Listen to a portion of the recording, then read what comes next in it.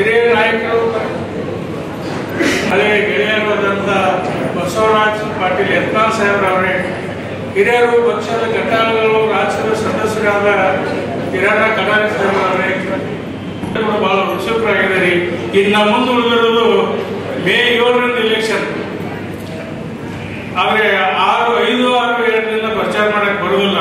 ಉಳಿದಿರೋದು 5 ದಿನ. ಈ 5 ದಿನ ನಾವೆಲ್ಲರೂ ಏನ್ ಮಾಡಬೇಕು ಅಂತ ಹೇಳಿದ್ರೆ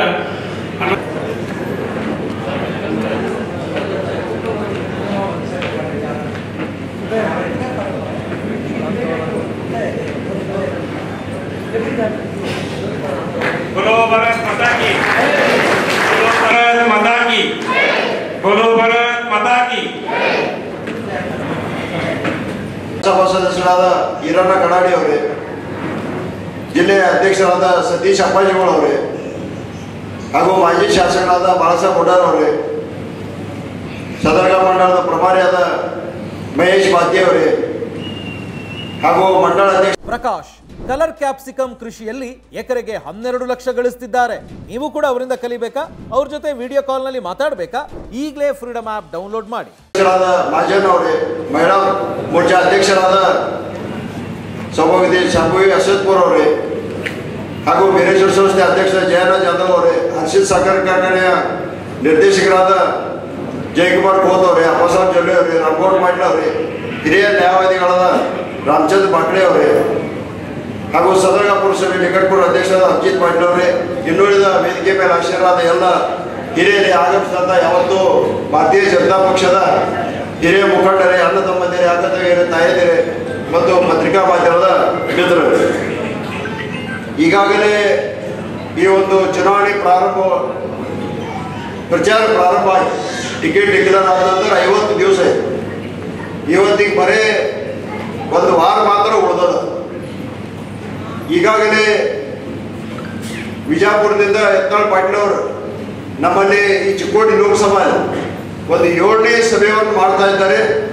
ಒಂದು ಅಭೂತಪೂರ್ವ ಬೆಂಬಲವನ್ನು ನಮ್ಗೆ ಕಲ್ಪಿಸಿಕೊಟ್ಟ ಅವರಿಗೆ ನಾನು ಮತ್ತೊಮ್ಮೆ ಅಭಿನಂದನೆಗಳನ್ನು. ನಿನ್ನೆ ಸಂಕೇಶ್ವರದಲ್ಲಿ ಮತ್ತು ರಾಯಬಾಗ್ ಮತಕ್ಷೇತ್ರ ರಾಯಬಾಗದಲ್ಲಿ 2 ಸಭೆಗಳು ಕೂಡ ಬಹಳಷ್ಟು ಒಂದು ಜನಸಾಗರದಲ್ಲಿ ನಡೆಯುವುದು. ಇವತ್ತು ಮುಂಜಾನೆ ಇದ್ದ ಕಾರಣ, ಬಿಸಿಲಿದ್ದ ಕಾರಣ ಹಾಲ್ನಲ್ಲಿ ಕಾಗವಾಡ ಮತಕ್ಷೇತ್ರದ ಶಿರಗುಪ್ಪಿಯಲ್ಲಿ ಮತ್ತು ಇವತ್ತು ಚಿಕ್ಕೋಡಿ ಮತಕ್ಷೇತ್ರದ ಎಕ್ಸಂಬಾದಲ್ಲಿ ಒಂದು 2-3 ಜಡ್ಪಿ ಇದರ ಮುಖಾಂತರ ಈಗಾಗಲೇ ತಮ್ಮ ತಿಳಿದ ಪ್ರಕಾರ ಈಗ ಏನು ಪ್ರಚಾರ ಮಾಡಬೇಕಪ್ಪ ಅನ್ನೋದು ನೀವು ವಿಚಾರ ಮಾಡ್ತಿರ್ಬೋದು. ಆದರೆ ಈಗಾಗಲೇ ಪ್ರಚಾರ ಮಾಡ್ತಾ ಇದೆ. ಇವತ್ತು 75 ವರ್ಷದ ಸ್ವತಂತ್ರ ಭಾರತದಲ್ಲಿ ನಮ್ಮ 10 ವರ್ಷದಲ್ಲಿ ಮೋದಿಜಿಯವರು ಮಾಡಿದಂಥ ಕಾರ್ಯಗಳು, ಯಾವುದೇ ಒಂದು ವಿಭಾಗದಲ್ಲಿ, ಯಾವುದೋ ಒಂದು ಟ್ರೇಡ್ನಲ್ಲಿ ಯಾವುದೋ ಒಂದು ಕೆಲಸ ಬಿಟ್ಟಿಲ್ಲ. ಎಲ್ಲದರಲ್ಲಿ ಕೂಡ ಭಾರತ ದೇಶವನ್ನು ಒಂದು ಉಂಚಾಂಕದಲ್ಲಿ ತರಲು ಪ್ರಾಮಾಣಿಕವಾದ ಪ್ರಯತ್ನವನ್ನು ಮಾಡಿ ಈಗಾಗಲೇ ಡಿಜಿಟಲ್ ಇಂಡಿಯಾ ಇರ್ಬೋದು, ಇನ್ಫ್ರಾಸ್ಟ್ರಕ್ಚರ್ದಲ್ಲಿ ಇರ್ಬೋದು, IT BTನಲ್ಲಿ ಇರ್ಬೋದು, ಎಜುಕೇಷನ್ನಲ್ಲಿ ಇರ್ಬೋದು, ಹೆಲ್ತ್ದಲ್ಲಿ ಇರ್ಬೋದು, ಯಾವುದು ಹೇಳ್ತಾರೆ ಎಲ್ಲರೂ ಕೂಡ ದೇಶದಲ್ಲಿ ಯಾವುದಕ್ಕೂ ಭಾರತ ದೇಶ ಕಮ್ಮಿ ಇಲ್ಲ ಅನ್ನೋ ಕೆಲಸ ಕಾರ್ಯಗಳು ಕೂಡ ಮಾಡ್ತಾರೆ.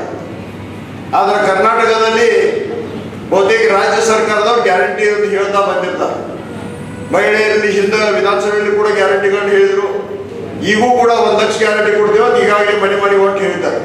ಆದರೆ ಅವ್ರ ಗ್ಯಾರಂಟಿ ಮತ್ತು ಮೋದಿಯವ್ರ ಗ್ಯಾರಂಟಿ ಯಾವ ಪ್ರಕಾರ ಒಂದು ವ್ಯತ್ಯಾಸ ಇದೆ. ಮೋದಿಯವ್ರ ಗ್ಯಾರಂಟಿ ಇದು ಶಾಶ್ವತ ಗ್ಯಾರಂಟಿ, ಪರ್ಮನೆಂಟ್ ಗ್ಯಾರಂಟಿ.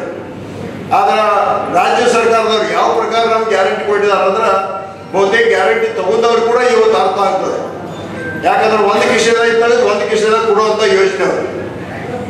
ಈಗ ಹೆಣ್ಮಕ್ಳಿಗೆ 2,000 ಇರ್ಬೋದು, ಬಸ್ ಪಾಸ್ ಇರ್ಬೋದು, ಎಲೆಕ್ಟ್ರಿಕ್ ಬಿಲ್ ಫ್ರೀ ಅಂತ ಇರ್ಬೋದು, ಕರೆಂಟ್ ಅದ.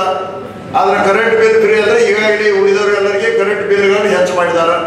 ಅಥವಾ 200 ಯೂನಿಟ್ ಕೊಡ್ತೇನೆ ಅಂತ 200 ಯೂನಿಟ್ ಕೊಡಲಿಲ್ಲ. ರೇಷನ್ ಕೊಡ್ತೇನೆ ಅಂದರು 10 ಕಿಲೋ ಕೊಡಲಿಲ್ಲ, 5 ಕಿಲೋ ಕೊಡ್ತಾ ಇದ್ದಾರೆ. ಈಗಾಗಲೇ ಮೋದಿಯವರು ರೇಷನ್ ಫ್ರೀ ಇಡೀ ದೇಶದ 10 ಕಿಲೋ ಹಾಕ್ಯಾರ, ಅವ್ರು ಈಗಾಗಲೇ ಕೊಡ್ತಾ ಇದ್ದಾರೆ.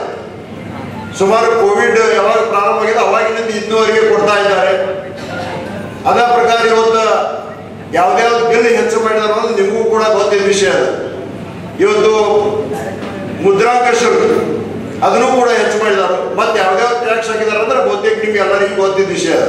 ಅಂದ್ರೆ ನಮ್ಮಲ್ಲೇನ ಮನೆಯಿಂದ ಟ್ಯಾಕ್ಸ್ ತಗೊಂಡು ನಮ್ಗೆ ಕೊಡ್ತಾ ಇದ್ದಾರೆ. ಆದ್ರೆ ಮತ್ತೆ ಯಾವ್ಯಾವ ಬಂದ್ ಕೂಡ ಮಾಡಿದಾರಂದ್ರೆ ನಾವು 6,000 ಕಿಸಾನ್ ಸನ್ಮಾನ್ ಯೋಜನೆ ಅಂತ ತಿಳ್ಕೊಂಡು ನರೇಂದ್ರ ಮೋದಿ ಅವರು ಈಗಾಗಲೇ ಕೊಡ್ತಾ ಇದ್ದಾರೆ ಎಲ್ಲ ರೈತರು ಕೂಡ. ನಮ್ಮ ರಾಜ್ಯದಲ್ಲಿ ಭಾರತೀಯ ಜನತಾ ಪಕ್ಷ ಸರ್ಕಾರ ಇದ್ದಾಗ BS ಯಡಿಯೂರಪ್ಪನವರು ಮುಖ್ಯಮಂತ್ರಿ ಇದ್ದಾಗ ಮತ್ತು ನಮ್ಮಲ್ಲಿ ಬಸವರಾಜ ಬೊಮ್ಮಾಯಿ ಅವರು ಮುಖ್ಯಮಂತ್ರಿ ಇದ್ದಾಗ ಅದಕ್ಕೆ 4,000 ಜೋಡಿಸಿ 10,000 ಕೊಟ್ಟಿದ್ರು. ಆದ್ರೆ ಅವ್ರು ಬಂದ್ ಸೆಕ್ಷನ್ 4,000 ಬಂದ್ ಮಾಡಿದ್ರು. ಅದೇ ಪ್ರಕಾರ ರೈತ ವಿದ್ಯಾನಿಧಿ ಅನ್ನೋದು ಬಂದ್ ಮಾಡಿದ್ರು. SC ST ಕೊಡ್ತಕ್ಕಂಥ ಎಲ್ಲ ಅನುದಾನಗಳು ಬಂದ್ ಮಾಡಿದ್ರು. ಆದರೆ ಈ ಪ್ರಕಾರವಾಗಿ ಎಲ್ಲೆಲ್ಲ ತೆಗೆದು ಎಲ್ಲೆಲ್ಲಿ ಜೋಡಿಸ್ತಾರೋ ನಮ್ಗೆ ಕೊಟ್ಟರೆ ಅನಿಸ್ತದೆ. ಆದರೆ ಎಲ್ಲರಿಗೂ ಕೂಡ ತಿಳಿದ ವಿಷಯ ಅದ. ಜನರು ಕೂಡ ಮಾತಾಡ್ತಾ ಇದ್ದಾರೆ, ಇಲ್ಲಪ್ಪ ಇವ್ರು ನಮ್ಮದ ರೊಕ್ಕ ಒಂದು ಕಡೆ ತಗೊಂಡು ಒಂದು ಕಡೆ ಕೊಡ್ತಾ ಇದ್ದಾರೆ. ಆದ ಕಾರಣ ಮೋದಿಯವ್ರ ಗ್ಯಾರಂಟಿ ಏನಾದರೂ ಶಾಶ್ವತವಾದ್ದು. ಇವತ್ತು ಯಾರಿಗೆ ಹೊರೆ ಇದ್ದಾರ ವಿಶೇಷವಾಗಿ 3 ಕಾರ್ಯಕ್ರಮಗಳು ನಮ್ಮ ಮೋದಿಯವರು ಎಲ್ಲರೂ ಮನೆಗೆ ಮುಟ್ಟುವಾಗ ಮಾಡಿದ್ದಾರೆ.